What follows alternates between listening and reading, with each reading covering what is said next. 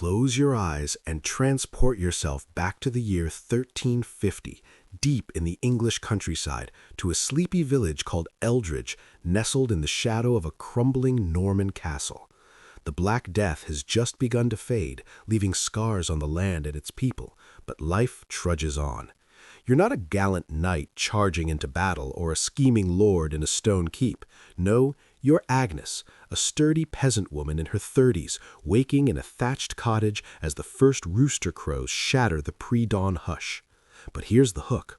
What if I told you that your ordinary day was packed with rituals so strange, dangers so lurking, and innovations so clever that they'd make our modern conveniences look like child's play? Stick around, because as we shadow Agnes through the rhythms of medieval village life, I'll unveil secrets that will flip your understanding of the Middle Ages upside down. And just when you think it's all mud and misery, well, let's begin with the peril of simply opening your eyes. What deadly threats hid in the very air you breathed upon waking? The medieval day kicked off at the crack of dawn, or matins, as the church bells tolled from the village chapel, summoning the faithful to prayer. For Agnes, sleep was a fleeting escape on a straw mattress stuffed into a wooden frame, shared with her husband, Thomas, a plowman, and their 3 surviving children. No cozy duvets here. Blankets were rough wool, often infested with fleas from the livestock that sometimes shared the single-room home. Mind-boggling fact, homes were crucks, timber-framed huts with wattle and daub walls, woven sticks plastered with mud and dung, drafty, smoky from the central hearth fire that never fully extinguished. No chimneys for most. Smoke escaped through a hole in the roof, coating everything in soot and contributing to black lung diseases that claimed lives young. But curiosity spikes. What did Agnes do first? She didn't hit snooze. Instead, she performed a ritual as vital as breathing, crossing herself and muttering a prayer to ward off evil spirits believed to prowl the night. Religion wasn't a Sunday affair. It saturated every moment. Agnes would light a rushlight, a cheap candle from reeds dipped in animal fat, and kneel before a small wooden cross or saint's icon on the wall. Offerings, a whispered plea to Saint Christopher for safe travels, or Saint Agnes, her namesake, for protection. Surprising twist. Villagers lived in fear of demons and fairies. They'd sprinkle holy water or hang herbs like rowan to repel them. This quiet devotion grounded the day, blending faith with folklore in a world where the supernatural felt as real as the mud underfoot. With spirits appeased, it was time for breaking fast. But hold on, medieval breakfasts weren't the hearty affairs of legend. What shocking scarcity defined the morning meal, and how did it fuel a day of back-breaking toil? Breakfast, or disner in some dialects, was sparse for peasants. A hunk of rye bread, perhaps cheese from the family goat, and ale. Yes, ale for breakfast, weak and watery, called small beer, safer than contaminated water from the village well. Mind-boggling. Everyone drank it, including children, as it was low alcohol and nutritious, brewed at home with barley and herbs. No coffee or tea. Those luxuries were centuries away. For Agnes, it might include pottage, a stew of oats, peas, and whatever vegetables survived the winter stores. But payoff, in lean times post-plague, the lord's manor might distribute alms, bread or herring, under the feudal system where peasants owed labor, corvée, on the domain lands. Thomas, rising beside her, would gulp his share before heading to the fields. What was his role? As a villein, or unfree peasant, he toiled 3 days a week for the Lord, farming strips in the open field system, a patchwork of plots rotated for fertility. Curiosity builds, but what about the children? Young Wat, age 8, might herd geese, while his sisters spun wool. Infant mortality was horrific. Up to 50% died before age 5 from malnutrition or disease. Yet survivors were assets, working from toddlerhood. With the family fueled, Agnes stepped outside. Imagine the symphony awaiting. What chaotic symphony greeted her in the village commons, and what hidden hierarchies ruled this seemingly simple world? As Agnes crossed the threshold, the village stirred like a living beast. Eldridge was typical. 200, 300 souls clustered around a green, with a church, mill, and alehouse. Paths were muddy tracks, churned by carts and livestock. No pavements, just ruts that turned to quagmires in rain. Hook? Ever dodge human waste tossed from windows? Sanitation was primitive, chamber pots emptied into streets or cesspits, breeding cholera and typhus. But payoff, communal wells and rivers provided water, fetched in buckets, a social gossip spot where Agnes chatted with neighbors. The air hummed with Low German inflected Middle English, blacksmith hammers, and lowing cattle. Occupations buzzed, the miller ground grain, skimming tolls, hence his unpopularity. The reeve oversaw labor, and the alewife brewed for sale. Mind-boggling? Women like Agnes often brewed ale as a side hustle, testing quality with an ale stake sign outside. Early pubs. Thomas trudged the fields, harnessing oxen for plowing the heavy clay soil. Work was seasonal: spring sowing barley, oats, wheat; summer haymaking; autumn harvest; winter threshing. But intriguing twist, the three-field system rotated crops to prevent exhaustion, an innovation boosting yields 50% over ancient methods. Peasants owned tools, scythes, sickles, but shared plows. Dangers? Wild boars in woods, wolves, rare but feared, and accidents like cart overturns. Agnes might tend the family plot, growing cabbages, leeks, and herbs in a toft garden. Curiosity? What about taxes and tithes? Peasants paid 10% to the church, tithe, plus rents to the lord, often in kind like eggs or labor. The manorial court enforced this, fining for infractions like poor fencing, letting pigs stray. As morning wore on, children scampered. Little ones played queek or tag or with wooden tops, but education? Sparse. Perhaps basic catechism from the priest, no formal schools for peasants. Wealthier yeomen might send sons to learn letters. Noon approached, bells ringing sexed. Lunch? A quick nuncheon of bread and cheese in the fields. But the real afternoon pivot, village gatherings that revealed social undercurrents. Intrigued? You should be, because what happened at the well or alehouse wasn't just chatter. It was a web of alliances and rivalries that could make or break fortunes. By midday, work paused for the main meal, dinner, eaten around noon. Agnes's family gathered for pottage thickened with beans, perhaps salted pork if lucky. Meat was rare, saved for feasts. No plates, trenchers of stale bread soaked up juices. Surprising? Forks were unknown. Fingers and knives sufficed, with manners dictated by courtesy books. Don't pick your nose at table. After, leisure crept in, but medieval free time was laced with duties. Hook? What if I told you villages had their own sports leagues? Archery practice was mandatory for men by law, Edward III's decree, honing skills for war while doubling as recreation. Payoff? Sundays brought football, chaotic mob games with pig bladders, often violent village versus village brawls. Women joined in dances or gossip circles. But mind-boggling? The church ale, fundraisers where ale was sold, blending piety with partying. Agnes might attend, sharing news of betrothals or scandals. Curiosity rises. Women's roles. Far from passive, they managed homes, marketed produce, and in widowhood ran farms. Marriage at 20 to 25, often arranged but with consent, sealed with a church door ceremony. Love? Ballads sang of it, but practicality ruled. Children were betrothed young, working as apprentices, but dangers shadowed.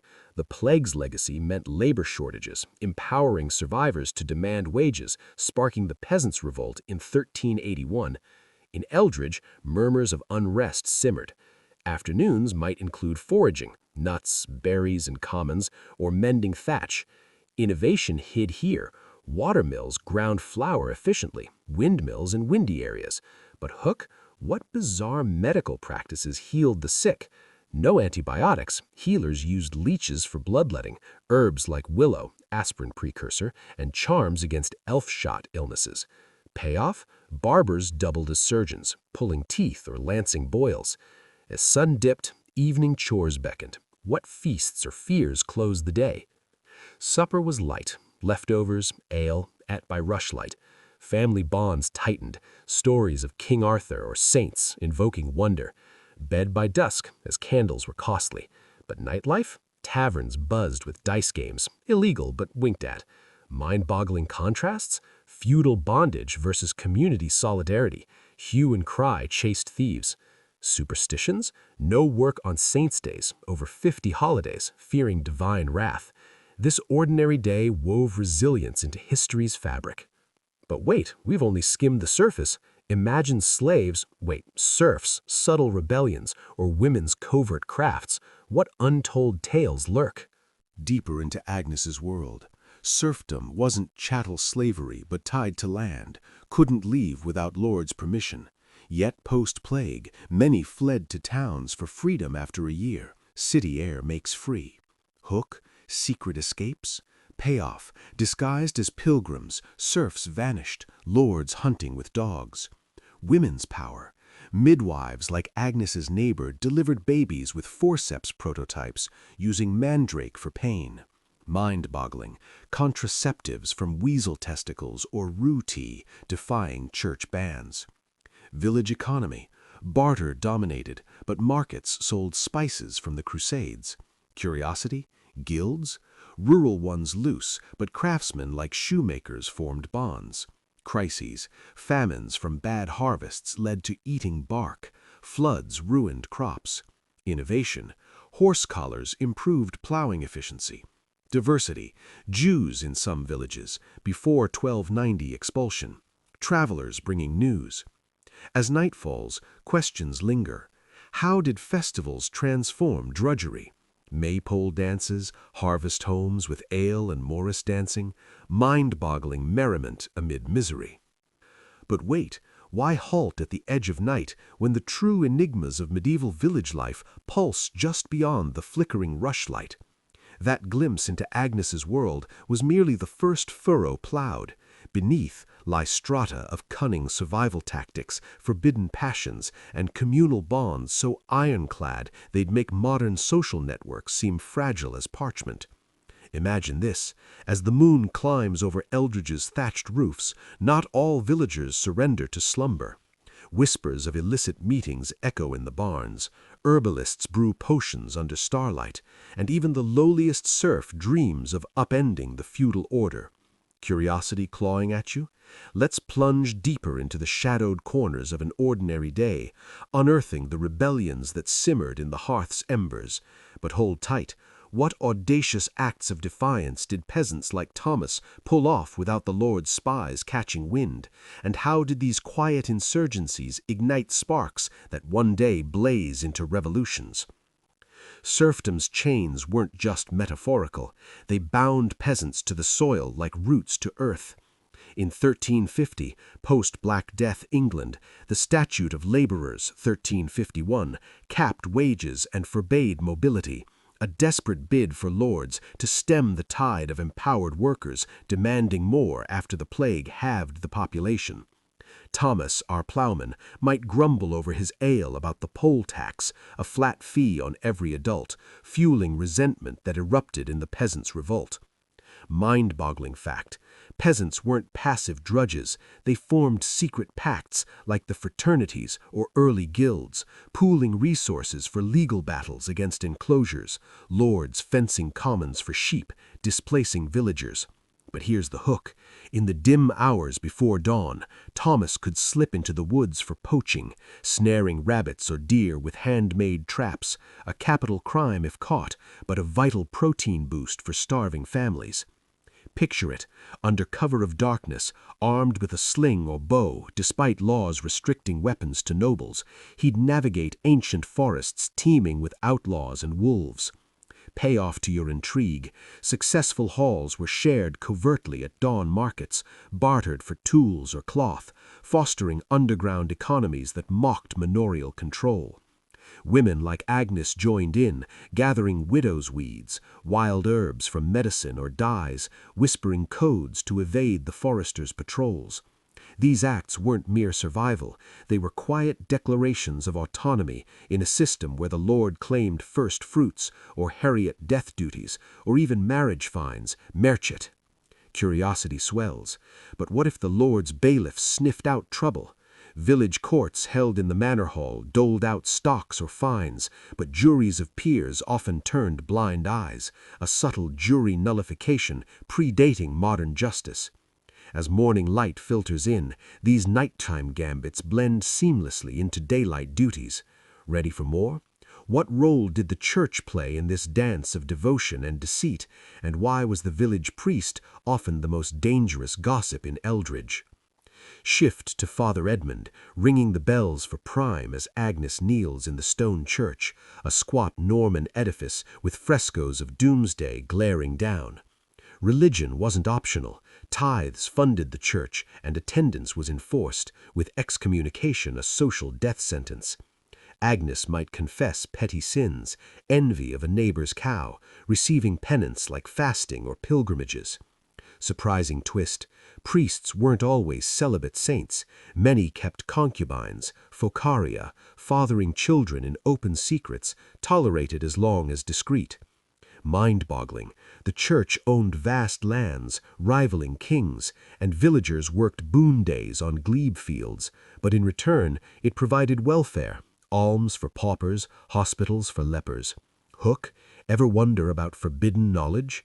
Priests taught basic literacy to altar boys, but heretical texts like Lollard Bibles, Wycliffe's English translations, circulated in whispers, challenging Latin monopolies. But payoff? This sparked intellectual undercurrents. Villagers debated theology in alehouses, planting seeds for the Reformation. Agnes, illiterate but sharp, absorbed sermons blending Bible with folklore, tales of Robin Hood robbing the rich clergy. Children's days intertwined here. Boys served Mass, learning Latin phrases, while girls embroidered altar cloths. But dangers loomed. Heresy hunts by inquisitors could brand questioners as witches, though full-blown trials peaked later. Afternoons might see processions for saints' days, rogation-tide beatings of bounds, marking parish borders with willow switches on children to imprint memory. Intriguing? This wasn't just ritual, it resolved land disputes bloodlessly. As bells toll none, work resumes.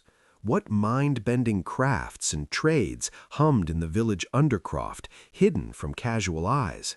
Ah, the ingenuity of medieval artisans, often overlooked but engines of progress. Take the blacksmith hammering horseshoes in his forge, using charcoal-fueled bellows to reach 1,000 degrees C heats. Thomas's plowshare, forged here, with innovations like the wheeled plow, revolutionizing heavy soils, boosting yields 30%.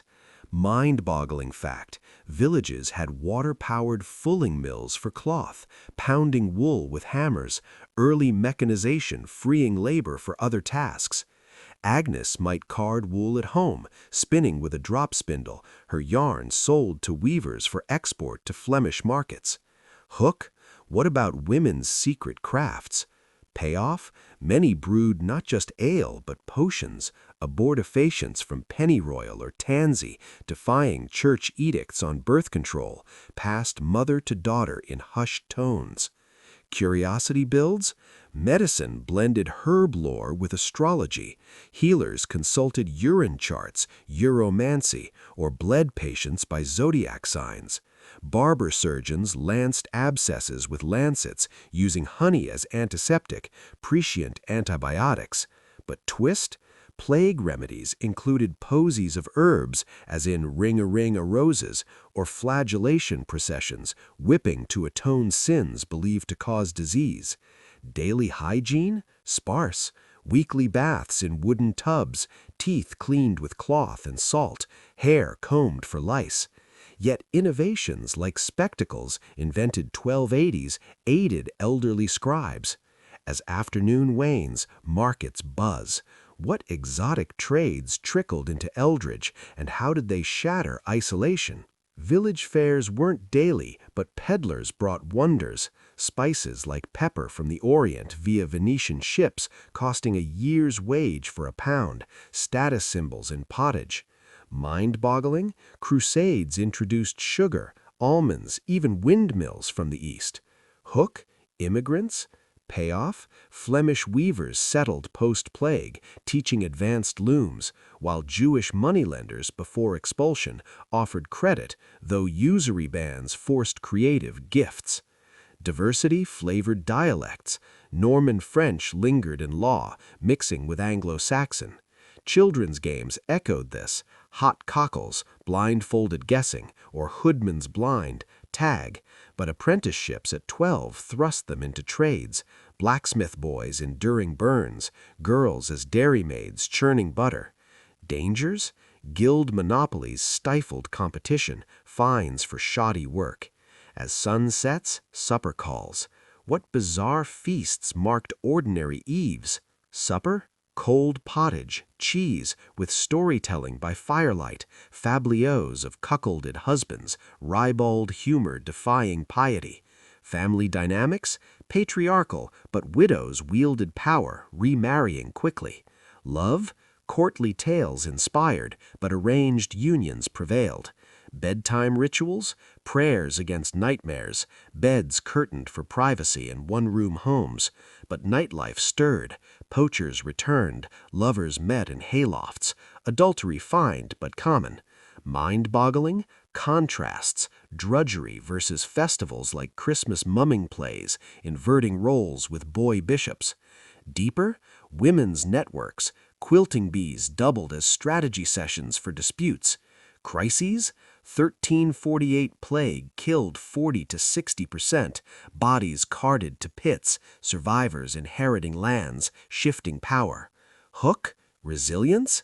Payoff? Crop rotations, marling soil with lime, agronomic advances. Superstitions? Fairy rings avoided, crossroads buried suicides.